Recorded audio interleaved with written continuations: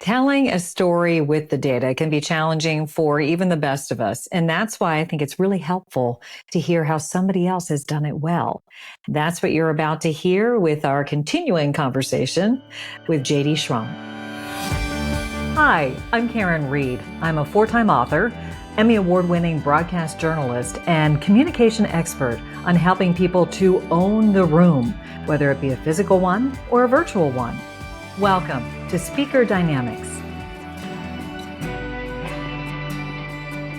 So JD, in the full episode, we talked a lot about telling the data story. And I think it's really valuable for the audience to hear kind of a case study of when you've seen it done well. So is there one that comes to mind for you? There are a handful, but the one story that was top of mind when you asked the question several years ago, in the 2020 election cycle, I had an MBA student, Ben Laff, who had taken my class, had served as a TA with me. And while he was an MBA student, as many students at Stanford do, he created his own startup. And his startup was around data analysis.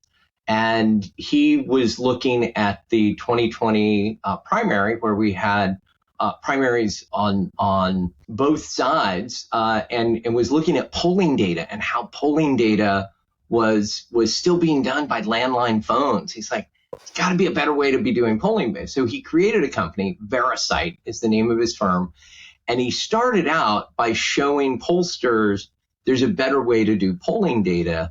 And then he was showing me some of his slides. I was like, Ben, did you not listen? Like, these are too complicated. And literally, we went from pie charts to bar charts. We went from multiple bar charts to just the ones that were part of the story.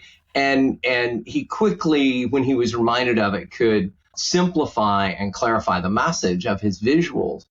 Fast forward 4 years later, again, in another presidential election cycle, Ben has expanded his company to where he does data analysis for firms as well as politicians, for small companies and large companies and educational institutions. And so I reached back out to him. I said, hey, let me see some of your data now. And what does it look like? And he and I actually are co-presenting at the Qualtrics Summit in May, where I'll be talking the theory of what to do with data stories, and he'll be showing examples of what he's done over the last 4 years in using stories, not just to clarify for his clients what he learned, but to also make them understand it's not about the data, it's about what you do with the data. He's one of my rock stars, and I'm looking forward to being able to co-present with him. That's awesome. So don't be Ben 2020, be Ben 2024. Yes, definitely be Ben 2024. That's going to be an amazing thing to watch. I'll have to check out when it's being held and see if I can be a part of the experience. So thank you, JD. I'm sure the listeners will really appreciate putting all of the theory into that lifelike framework. Excellent. I look forward to hearing more from you and staying in touch with listeners. They know how to reach me from your show notes, and delighted that we could have these conversations, and let's keep them rolling. You bet.